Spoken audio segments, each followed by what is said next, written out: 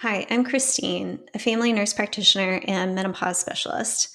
So, one of the most common presentations that I get is a patient that is coming to me. They are saying that they went to see their provider, either OBGYN or PCP, and that they had their labs drawn and their hormone levels were normal, right? And so this is always a red flag to me. It usually tells me that their provider is not very experienced, or I should back up. They're not experienced in menopause care, right? They don't have the additional training. And so let's talk a little bit about what's going on. So during perimenopause, it's not necessarily that your estrogen levels are low. It's the fluctuation in the estrogen levels that often cause the symptoms.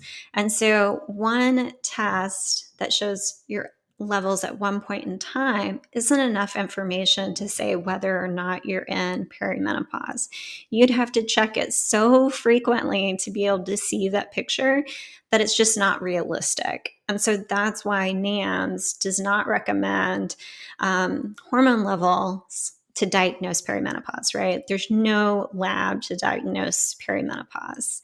You can sometimes catch an FSH that's elevated in the menopause phase. It's often 12 months after your last period, and it's a really small window to catch it. And so, even then, menopause is a clinical diagnosis based on your symptoms and your history, right?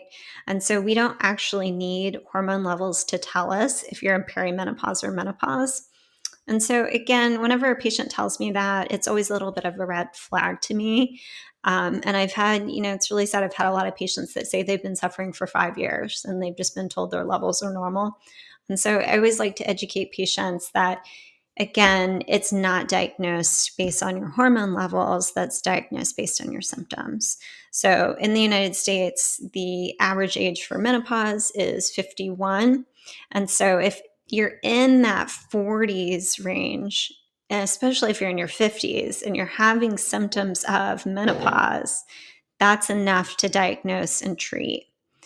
Again, you want to make sure there's no contraindications. So definitely see a provider to have, a full history done. And this is not replacing your medical guidance, right?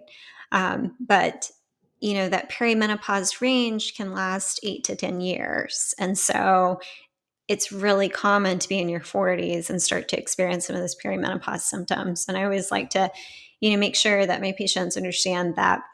I think so many of us think of menopause as like, oh, when I stop having my periods, that's when the symptoms happen. But for most women, that's not true. For most women, the worst of it is actually in the perimenopause phase. So if you are still struggling, please go to NAMS, look up a menopause certified provider so that you can get the most up to date guidance. And if you qualify for treatment, then discussing those options.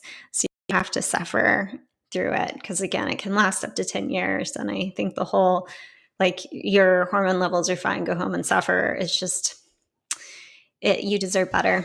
So I hope you go to NAMS. I hope you look for a menopause certified provider. And if I'm in your area, then you can always schedule a free consultation with me or book an appointment, and we can review your history together and together find a treatment that works for you. Thanks.